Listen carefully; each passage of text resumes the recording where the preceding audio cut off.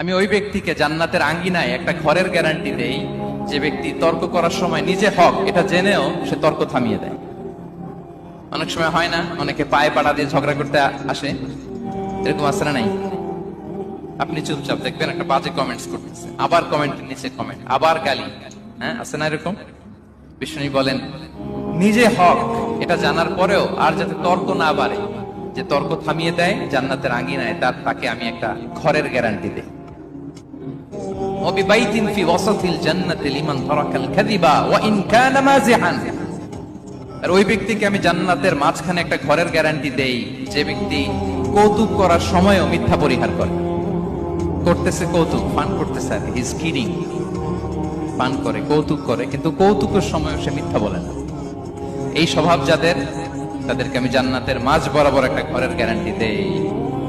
এরপর বিষ্ণু কি বলে দেখেন, তিনি বলেন وببيت في أعلى الجنة لمن حسن خلقه।